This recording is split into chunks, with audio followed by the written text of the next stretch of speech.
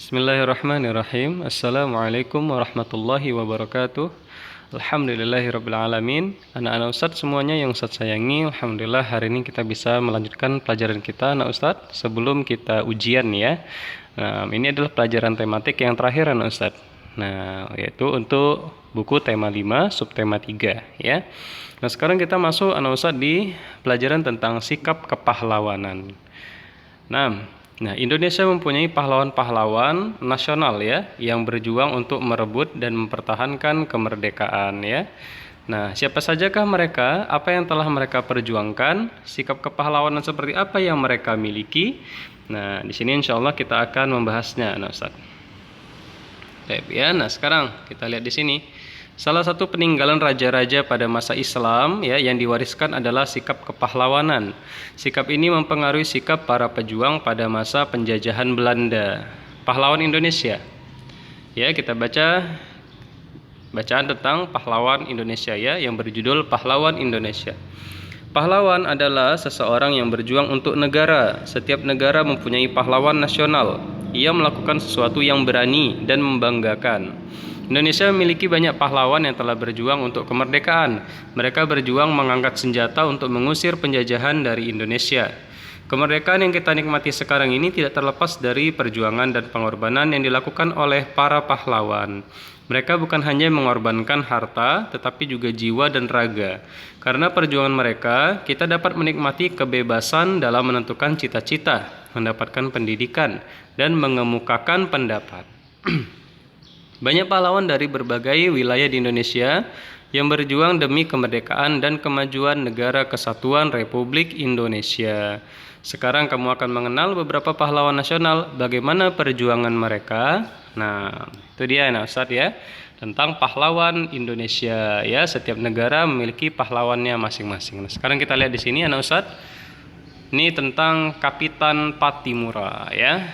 Kita lihat sedikit di sini bagaimanakah kisah hidup Kapiten Pattimura, seorang pahlawan dari negara kita Indonesia ya. Kita baca Kapiten Pattimura.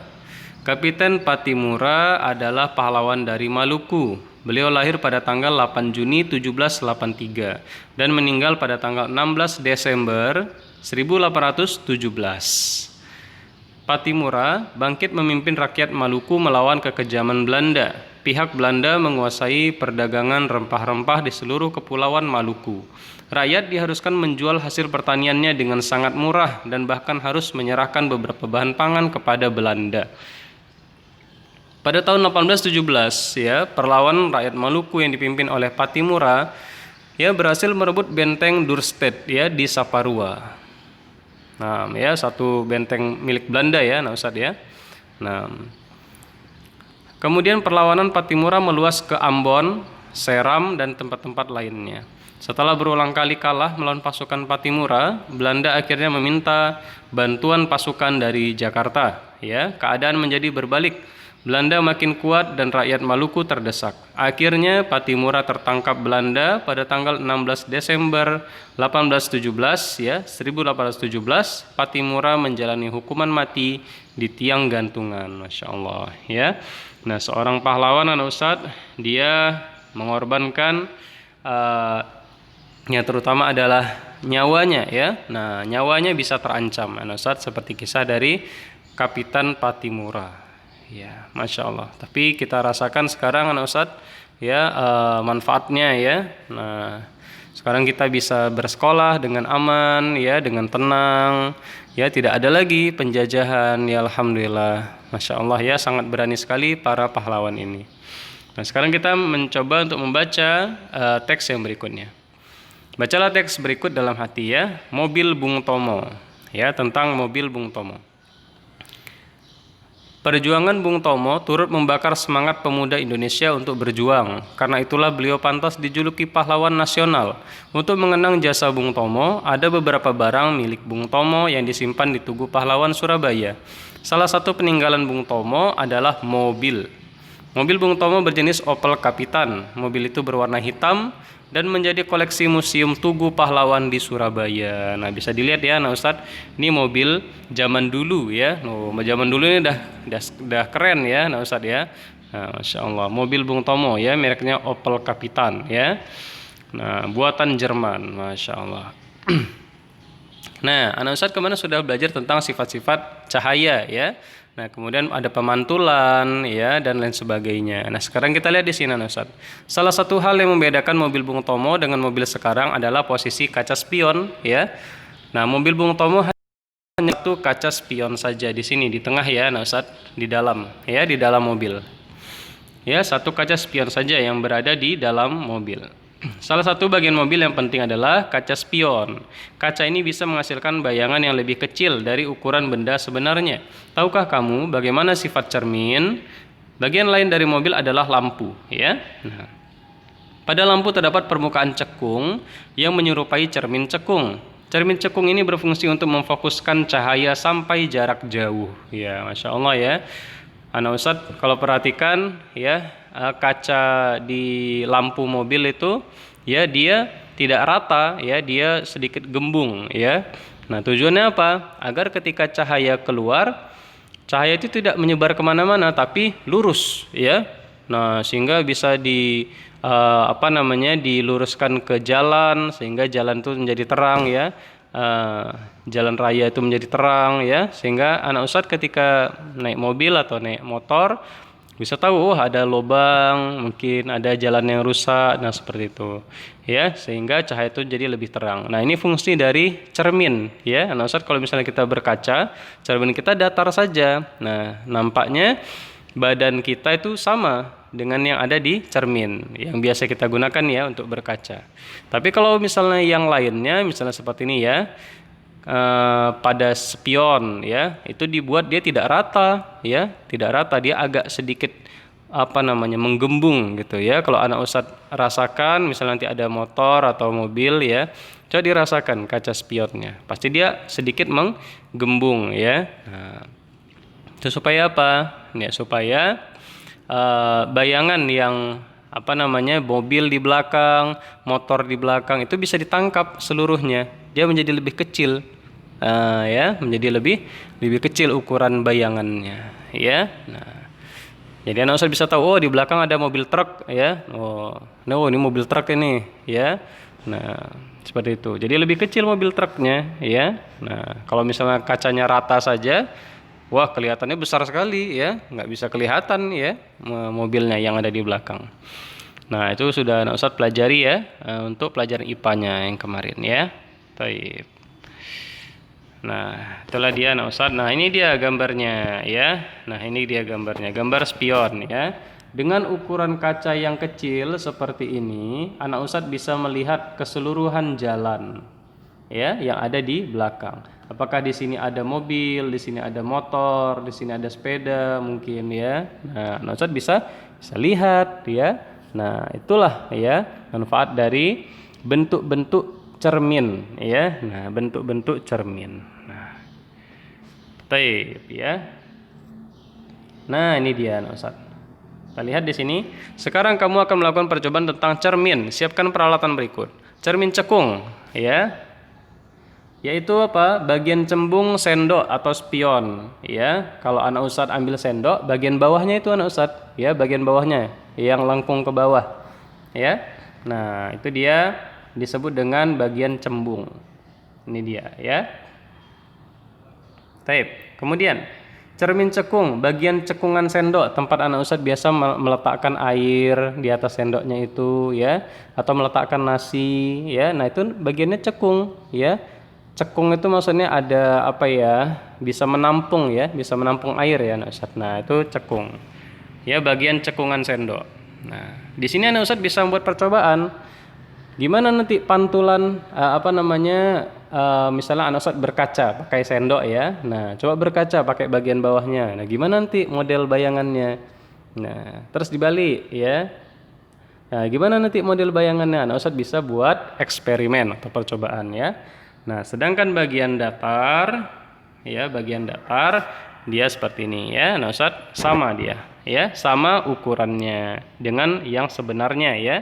Nah, jadi kalau misalnya kuping kita besar, kalau pakai kaca yang biasa ya besar gitu ya. Nah, seperti itu ya. Nah, Ustadz nanti bisa coba ya buat percobaan. Nah sekarang ini tugas anak Ustadz ya, nanti coba di rumah ya. Ini tugas anak Ustadz yang ini. Coba nanti ambil sendok, kemudian perhatikan bayangan yang dihasilkan. Apakah wajah anak Ustadz menjadi lebih kecil atau menjadi lebih besar ya. Nah, baik, itu menggunakan sendok ya. Baik. Itu tugas ya. Kita lanjut anak Ustadz di sini. Setelah mengetahui perjuangan para pahlawan, ya sikap apakah yang dapat kamu tiru dari mereka? Ya, apakah sikap kepahlawan itu hanya ditunjukkan pada masa perjuangan melawan penjajah saja? Adakah tokoh-tokoh pada masa sekarang yang tindakan ya mencerminkan sikap kepahlawanan? Mari kita cari tahu bersama. Baik. Nah, sekarang lanjut di sini ya anak Ustadz. Pahlawan tanpa tanda jasa. Ya, adakah di zaman sekarang pahlawan ya, pahlawan? Kita baca di sini anak Ustadz, pahlawan tanpa tanda jasa. Gimin tinggal di desa Lemah Abang ya, Karawang. Pekerjaannya sangat mulia, banyak orang yang telah ia selamatkan. Namun demikian banyak orang yang tidak peduli terhadap pekerjaan yang ia lakukan. Tidak ada ucapan terima kasih yang diberikan kepadanya. Pendapatannya sangat kecil dan tentunya kurang untuk memenuhi kebutuhan keluarganya. Jam istirahatnya tidak menentu, bahkan suatu saat ia tidak bisa menikmati makan siangnya karena tiba-tiba ada pekerjaan yang harus ia lakukan. Hari raya pun terkadang ia harus masuk bekerja. Namun Gimin tetap berusaha untuk bekerja sepenuh hati. Gimin sangat mencintai pekerjaannya. Ia sudah melakukan pekerjaannya hampir 30 tahun lamanya. Apa sebenarnya pekerjaan Gimin? Mengapa ia sangat senang dengan pekerjaannya? Gimin adalah seorang penjaga pintu perlintasan kereta api. Ia sangat bangga dengan pekerjaan yang ia lakukan karena ia bisa menyelamatkan banyak orang, mulai dari pejalan kaki, pengguna sepeda motor, penumpang mobil, atau pengguna kendaraan lainnya. Panas terik atau guyuran air hujan tidak pernah ia pedulikan. Begitu juga dengan suara bising kendaraan. Ia tidak pernah terganggu, ya. Ia tidak pernah terganggu dengan semua itu. Bahkan umpatan dari mereka yang marah karena Gimin menutup pintu rel pun ia abaikan. Di dalam pikirannya yang ada hanyalah usaha untuk menyelamatkan orang-orang.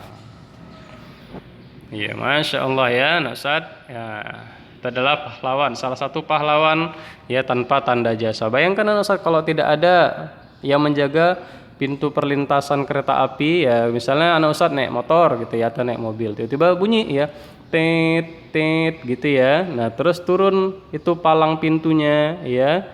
Nah, apa yang kita lakukan? Kita tunggu. Kenapa? Karena ada kereta api yang lewat. Nah, ini bahaya ya. Nah, kalau tidak kita tunggu ini bahaya.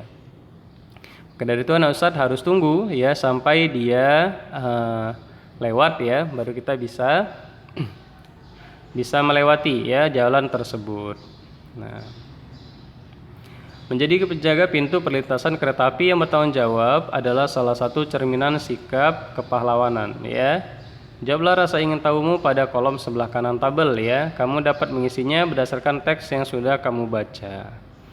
Nah, tulislah semua informasi yang ada pada tempat yang sudah disediakan. Nah, ini sepertinya anak Ustadz sudah, insya Allah sudah paham ya. Nah, kemudian di sini ada lagi sikap kepahlawanan pun dimiliki oleh mereka yang bekerja di kapal selam ya. Mereka menjaga perairan Indonesia tetap terjaga dari gangguan orang-orang yang tidak bertanggung jawab ya. Masya Allah, banyak ya pekerjaan yang mulia. Nah, sekarang kita lihat di sini pembelajaran 5 ya. Salah satu tokoh yang berjuang untuk kemakmuran rakyatnya adalah Sultan Iskandar Muda. Nah, bagaimana perjuangan Sultan Iskandar? Nah, sekarang kita lihat di sini, kita baca sedikit ya. Sultan Iskandar Muda ya. Nah, Sultan Iskandar Muda adalah sultan yang memimpin Kesultanan Aceh. Beliau berani melawan penjajah yang ingin menguasai perdagangan di Nusantara. Ya, Sultan Iskandar Muda membangun militer yang kuat sehingga wilayah kekuasaannya semakin luas. Nah, ini salah satu dari Kesultanan di Aceh ya. Nah, Masya Allah. Tadi sudah ada satu tugas ya, anak Ustadz di sini. Nah, sekarang kita lihat ya. Nah, di sini ada nama tokoh ya, perjuangan yang dilakukan, kemudian sikap yang bisa diteladani. Ya. Tapi karena tadi ceritanya hanya sedikit, ya sepertinya tidak bisa dikerjakan semua, ya karena hanya segini, ya bacaannya. Nah, yang penting anak sudah paham ya. Nah, perjuangan yang dilakukan apa saja tadi, ya sikap yang bisa diteladani. Ya, contoh misalnya di sini yang dilakukan, beliau berani melawan penjajah, ya yang ini menguasai perdagangan di Nusantara. Kemudian apalagi yang dilakukan? Membangun militer yang kuat ya. Nah, sehingga wilayah kekuasaannya semakin luas. Nah, sehingga di sini sikap yang bisa diteladani apa? Sikap keberanian. Kemudian apa lagi ya, Ustaz? Kemudian adalah rajin bekerja ya. Nah, membangun militer yang kuat ya, sehingga wilayah kekuasaannya semakin luas. Insyaallah sudah paham ya. Tapi nah di sini terakhir ada tugas ya, nah Ustaz, pembelajaran 6. Coba dibaca ya, dibaca ini halaman 131 ya. Baca Kakek Penyelamat Lingkungan Tanpa Pamrih ya, baca halaman 131. Kemudian kerjakan tugasnya ya, Ustaz yang ini kerjakan. Ya. Yang ini juga ya. Nah, jawabannya singkat-singkat saja ya. Nah, jawabannya singkat-singkat saja. Yang penting harus jelas ya, dan kerjakan di buku latihan, jangan di buku cetak ya. Nah, Ustaz nggak mau kalau di buku cetak ya, ditulis ya, ditulis di buku latihan. Ada buku latihannya sendiri ya, nah Ustaz. Nah mungkin ini saja yang bisa kita pelajari untuk hari ini. Jadi ada dua ya, halaman 131 sama yang tadi ya, percobaan tentang cermin cekung dan cermin cembung ya. Mungkin ini saja ya Ustaz, insyaallah kita cukupkan di sini ya sebelum kita ujian insyaallah minggu depan. Jangan lupa dikerjakan tugasnya, kemudian kirim kepada Ustaz dan Ustazahnya masing-masing ya. Nah, Ustaz tunggu, Ustaz insyaallah. Barakallahu fikum. Assalamualaikum warahmatullahi wabarakatuh.